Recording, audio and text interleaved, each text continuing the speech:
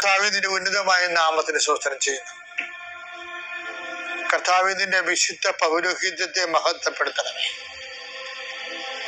കർത്താവെ, സഭയിലുള്ള സാന്നിധ്യം പ്രകടമാക്കണമേ. 40 വർഷം ഞാൻ അർപ്പിച്ച കൃപാനയുടെ യോഗ്യതയാൽ കൃപാസ്ഥാനത്താറെ ജീവനോടെ പ്രത്യക്ഷപ്പെട്ട പരിശുദ്ധ അമ്മയുടെ മാധ്യസ്ഥത്തില് ഞാൻ മക്കളെ ആശീർവദിക്കുന്നു. ഈശോയെ, ഈ പ്രാർത്ഥന ഈ പൈപ്പിൽ വെള്ളം വരണത് പോലെയാണ്. കഞ്ഞി വെക്കണമെങ്കിലും കാപ്പി അനത്തണമെങ്കിലും വെള്ളം കിട്ടണം. അതുപോലെയാണ് കർത്താവ് പലരും ലിവിങ് ബ്രെഡ് കൂടിക്കൊണ്ടിരിക്കുന്നത്. എവിടെയെങ്കിലും യാത്ര ചെയ്യുന്ന മുമ്പ് ഇതൊന്ന് കൂടിയിട്ട് പോണവരുണ്ട് ഈശോയെ. അവര് മക്കളുടെ ഇന്നത്തെ മുഴുവൻ യാത്രകൾ ഞാൻ അങ്ങേക്ക് ഏൽപ്പിക്കുന്നു. ഞാനിപ്പോൾ കുർബാനയ്ക്ക് കയറാൻ പോവുകയാണ്. ആ കുർബാനയും ഞാൻ അങ്ങയുടെ ഈ പ്രാർത്ഥന കൂടുന്ന മക്കൾക്ക് വേണ്ടി കാഴ്ചവെക്കുന്നു.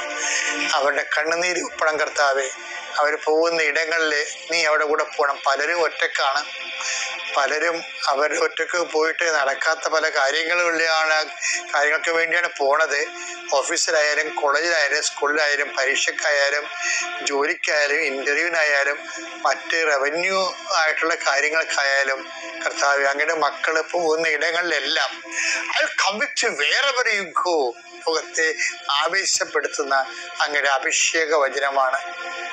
നീ എവിടെ പോയാലും ഞാൻ നിലകൊണ്ടാകും. കർത്താവെ, ഞങ്ങൾ ആഴമായത് വിശ്വസിച്ചുകൊണ്ട് കർത്താവ് ഈ മക്കൾ നിന്നെയും കൊണ്ടുപോകാൻ ഇടയാക്കണമേ.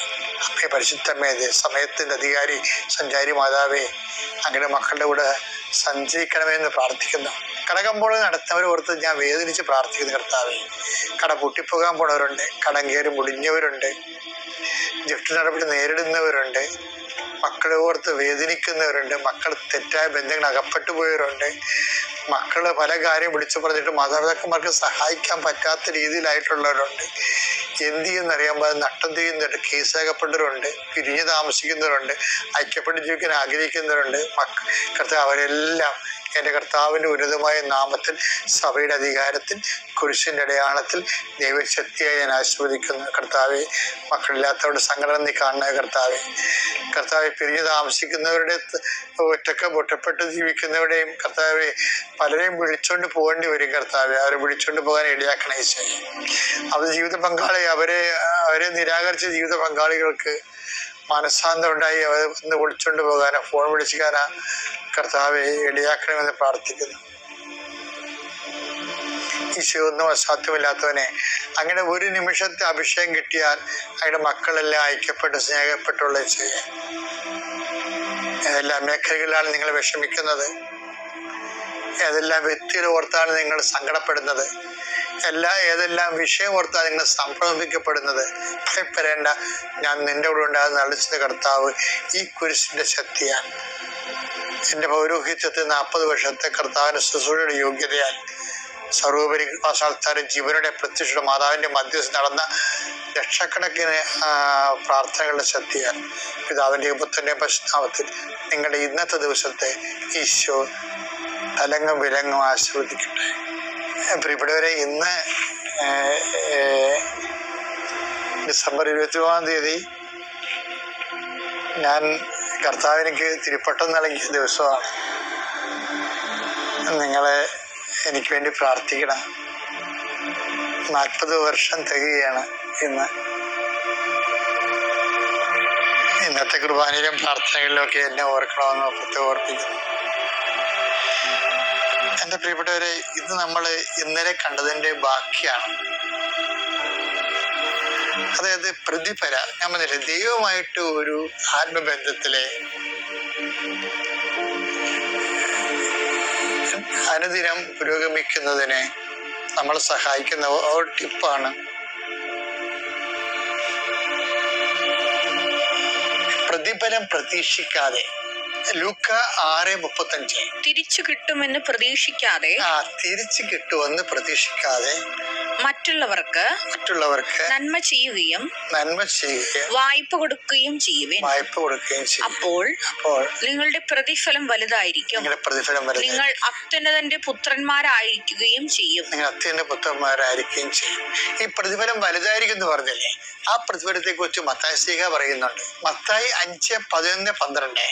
എന്നെ പ്രതി മനുഷ്യർ നിങ്ങളെ അവഹേളിക്കുകയും പീഡിപ്പിക്കുകയും എല്ലാവിധ തിന്മകളും നിങ്ങൾക്കെതിരെ വ്യാജമായി പറയുകയും ചെയ്യുമ്പോൾ നിങ്ങൾ ഭാഗ്യവാന്മാർ.